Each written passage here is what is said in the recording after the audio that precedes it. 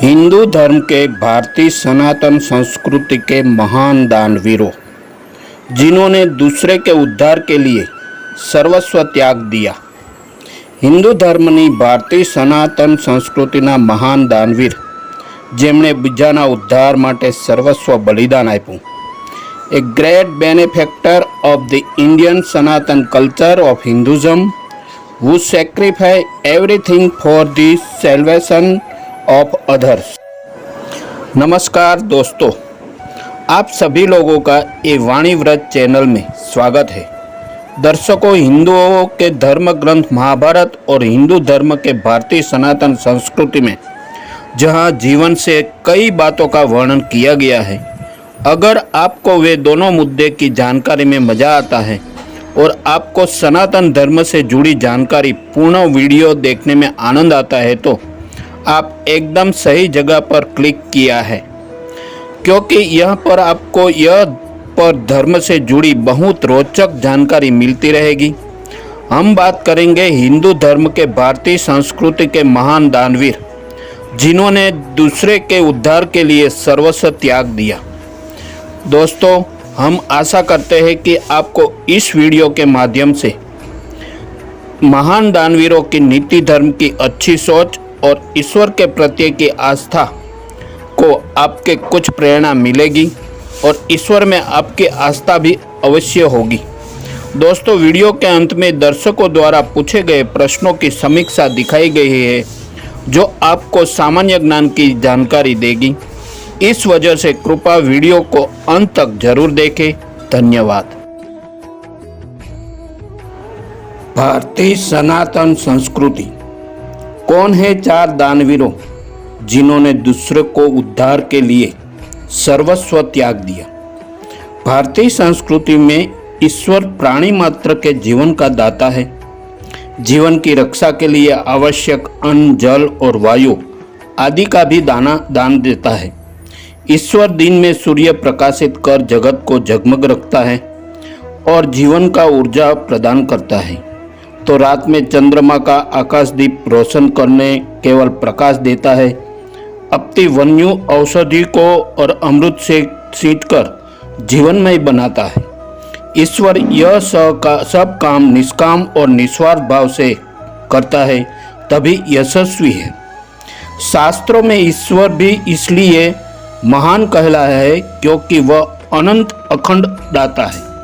वह नित्य दान देता है, किंतु उसका क्षय नहीं होता, इसलिए वही पूर्ण है। दाता होकर भी अच्युत है। सनातन धर्म में दान का विशेष महत्व है, इसलिए कि तप से सिद्ध, श्रम से धन, बल से भूमि, गुरु सेवा से ज्ञान और भागवत कृपा से मोक्ष भले मिल जाए, किंतु यश केवल दान से ही मिलता है। इस धरती पर जन्म लेने वाले हर जीव की मृत्यु होती है, लेकिन एकमात्र दानी है जो मरकर भी अपने यश के कारण अमर होता है। कालांतर से वर्तमान समय तक चार पुरुषों की गिनती महादानी पुरुषों में की जाती है। ये चार पुरुष क्रमशः राजा बलि, राजा हरिश्चंद्र, महर्षि दधर्षि और सूर्यपुत्र कर्ण है। इसलिए भारतीय पौराणिक कथाओं में देने का सुख पाकर जो कोई यशस्वी हुए, लेकिन उनमें ये चार बहुत चर्चित और परम प्रतिष्ठित है। राजा बलि। दैत्यराज बलि राजा। दैत्यराज बलि ने कठोर तपस्या से यश और राज्य की प्राप्ति की। असुर कुल में जन्म होने के बावजूद भी उन्हें बड़ा दानवीर माना जाता है। उनका जन्म असुर वंश में हुआ था और ये असुरों को ही राजा थे तथा वे बड़े न्यायनिष्ठ और दानी थे। 24 घंटों में कभी सूर्य अस्त नहीं होता था, ऐसा विस्तृत इनका राज्य था। साम्राज्य अधिकार के लिए उन्हें इतना यश मिला था कि उतना ही यश उन्हें अपने महान दानों के लिए भी प्राप्त हुआ था। इनकी उदारता और दानशीलता जग में प्रसिद्ध थी, परंतु प्रभुता पाई जाही माद नाही की कहावत चरितार्थ हुए बिना नहीं रह सकती। वामन विष्णु के 5वें तथा त्रेता युग के पहले अवतार थे। यह ऐसे अवतार थे जो मानव शरीर में बौने ब्राह्मण के रूप में प्रकट हुए। भगवान 52 अंगुल के रूप धारण करके प्रकट हुए और राजा बलि के द्वार पर पहुंचे। बलि ने ब्राह्मण समझकर उनका स्वागत सत्कार किया। जब भगवान ने राजा से 3 पग भूमि दान की याचना की, तब राजा बलि ने वामन से छोटे रूप में देखकर भूमि दान करने के लिए सहर्ष राजी हो गए थे। लेकिन जिस पर शुक्राचार्य ने काफी मना किया, लेकिन वही नहीं माने और उन्होंने जमीन पग के लिए गंगा जल का संकल्प लिया। तब भगवान ने विशाल रूप धरकर 2 पग में सारे लोक नाप दिया। तब राजा बलि को गलती का एहसास हुआ और उन्होंने प्रभु के आगे सिर झुका दिया। और तीसरे पग में जब कुछ नहीं बचा तो राजा ने अपना शीश आगे कर स्वयं को ही भगवान को दान कर दिया। बलि भी अपने वचन के सच्चे निकले। उन्होंने कहा, भगवान, तीसरा पग इस मस्तक पर रखिए। भगवान ने उस पर पैर रखा और बलि को बाध्य होकर स्वर्ग और मत्स्य का राज्य छोड़कर पाताल में जाना पड़ा। वहाँ भी भगवान ने उससे बंदी कर रखा, पर कुछ काल बाद देवर्षि नारद के परामर्श से जब उसने भगवान की आराधना की, तब उन्होंने उससे सपरिवार पाताल लोक में वास करने की आजाद दे दी। राजा हरिश्चंद्र, सत्यवादी, दानवीर और धर्मपरायण राजा। दानवीर राजाओं में राजा हरिश्चंद्र का नाम सबसे पहले लिया जाता है। आज भी दान कर्म को लेकर राजा हरिश्चंद्र का ही उदाहरण दिया जाता है और इनकी कहानियाँ सुनाई जाती हैं। राजा हरिश्चंद्र बहुत ही सत्यवादी और धर्मपरायण राजा थे। भगवान राम के पूर्वज थे। अपने सत्य धर्म का पालन करने और वचनों को निभाने के लिए राजपाट छोड़कर पत्नी और बच्चों के साथ जंगल चले गए और वहाँ भी उन्होंने विषम परिस्थितियों में भी धर्म का पालन किया। एक रात राजा हरिश्चंद्र को स्वप्न आया कि राजा हरिश्चंद्र ने स्वप्न में ऋषि मुनियों को अपना पूरा राजपाट देते हुए देखा। जब सुबह आँख खुली तो वे स्वप्नों की घटना को भूल गए थे। नित्य के काम निपटाकर जब हरिश्चंद्र अपने दरबार में गए तो उस दिन उनसे मिलने 1100 ब्राह्मणों के साथ महर्षि विश्वामित्र वहां आ गए। वह दिन ऋषि राजभवन और राजा का स्वप्नों को स्मरण किया तो उन्होंने अपना राज्य ऋषि मुनियों को दान दे दिया। त्रेता युग के समय इक्ष्वाकु वंश में सूर्यवंशी सत्यव्रत धर्म में हरिश्चंद्र की पूरा निष्ठा थी तथा ये सत्य को मानने वाले थे। राजा हरिश्चंद्र अयोध्या के प्रसिद्ध सूर्यवंशी, इक्ष्वाकुवंशी, अर्कवंशी, रघुवंशी राजा थे जो सत्यव्रत के पुत्र थे। ये अपनी सत्यनिष्ठा के लिए अद्वितीय है एवं इसके लिए इन्हें अनेक कष्ट सहने पड़े। राजा हरिश्चंद्र ने सत्य के रास्ते पर चलने के लिए अपनी पत्नी और पुत्र के साथ खुद को बेच दिया था। महर्षि दधीची, परोपकारी और वेद शास्त्रों के ज्ञाता। महर्षि दधीची वेद शास्त्रों के ज्ञाता, परोपकारी और बहुत दयालु थे। उनके जीवन में अहंकार के लिए कोई स्थान नहीं था। वह सदा दूसरों का हित करने के लिए तत्पर रहते। परम तपस्वी महर्षि दधीची के पिता एक महान ऋषि अथर्व जी थे और माता का नाम शांति था। जब भी आत्मदान की बात आती है तो महर्षि दधीची का नाम जरूर लिया जाता है। उन्होंने असुरों के संहार के लिए अपनी अस्थियां तक दान में दे दी थी। महर्षि दधीची ने अपना संपूर्ण जीवन शिवजी की भक्ति में बिताया। वह जहाँ रहते थे उस वन के पशु पक्षी तक उनके व्यवहार से संतुष्ट थे। वह इतने परोपकारी थे कि उन्होंने असुरों के संहार के लिए अपनी अस्थियां तक दान में दे दी।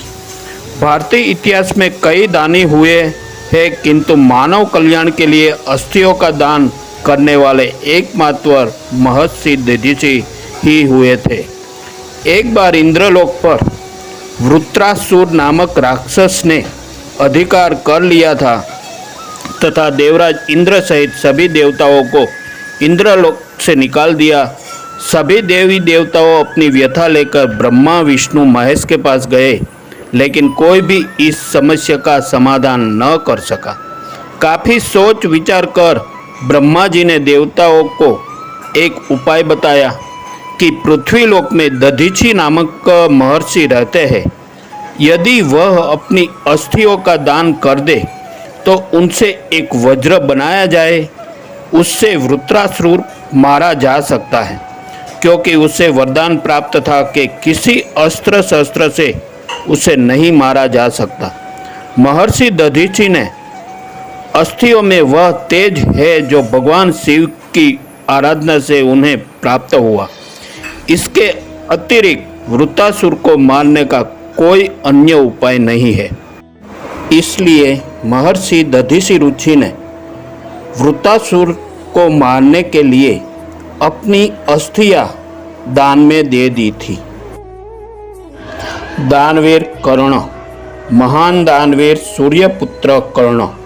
कर्ण को आदर्श दानवीर माना गया है। सूर्यपुत्र कर्ण के दान की चर्चा तीनों लोकों में थी।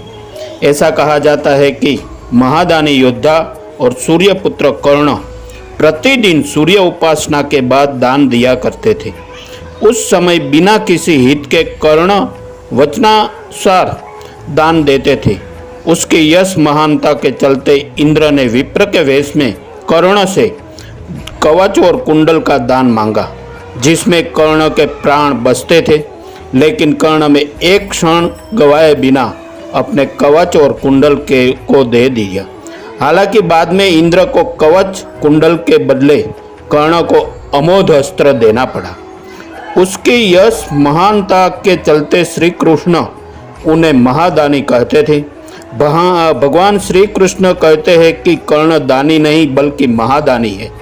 उन्होंने दान देते समय कभी अपने हित की परवाह नहीं की है।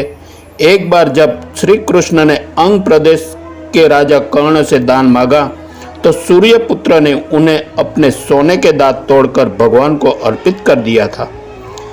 इस महादान के चलते भगवान श्री कृष्ण ने उन्हें 3 वरदान दिए थे। उनमें एक वरदान मरणोपरांत कर्ण के अंतिम संस्कार का था। अति दान देने के चलते उनकी मृत्यु भी हुई। हालांकि उनका नाम इतिहास के पन्नों में स्वर्ण अक्षरों में लिखा गया है। वर्तमान समय में भी लोग सूर्यपुत्र कर्ण को आदरपूर्वक पुकारते हैं। दर्शकों द्वारा पूछे गए प्रश्नों की समीक्षा। FAQs। प्रश्न: भारत में सबसे ज़्यादा दान कौन करता है? उत्तर है सॉफ्टवेयर दिग्गज HCL के संस्थापक शिव नादर ने अटल गिव हुरुन इंडिया परोपकार सूची 2022 के अनुसार रुपया 1161 करोड़ के वार्षिक दान के साथ भारत के सबसे उदार होने की खिताब फिर से हासिल कर लिया है। प्रश्न: कौन सा दान महादान होता है? उत्तर: कन्यादान को महादान कहा जाता है। सनातन धर्म से कन्यादान को सर्वोत्तम माना गया है। यह दान कन्या के माता पिता द्वारा उसके विवाह संस्कार पर किया जाता है। प्रश्न: कौन सा दान नहीं देना चाहिए? उत्तर: नुकीली वस्तुएं जैसी चाकू, कैंची तथा तलवार आदि भी कभी दान में नहीं देना चाहिए। ज्योतिष विद्या में ऐसा करना नुकसानदायक बताया गया है। माना जाता है कि नुकीली वस्तुओं का दान करने से परिवार की सुख शांति भंग होती है। इसके अलावा घर के सदस्यों के बीच तनाव बढ़ने के साथ और रिश्ते खराब होने का भी आशंका होती है। नमस्कार दोस्तों, वीडियो देखने के लिए धन्यवाद। अगर आपको इस वीडियो के माध्यम से कोई भी जानकारी मिली है तो हमें कमेंट सेक्शन में ज़रूर बताइए। अगर आपके पास हमारे लिए कोई सुझाव है तो आप हमें नीचे कमेंट सेक्शन में बता सकते हैं। अगर आपको यह वीडियो पसंद है कृपया लाइक, शेयर और सब्सक्राइब करें। यदि आप श्री लक्ष्मी यंत्र और ध्यान के बारे में जानकारी चाहते हैं तो कृपया विवरण में दिए गए डिस्क्रिप्शन में दिए गए लिंक पर क्लिक करें। धन्यवाद।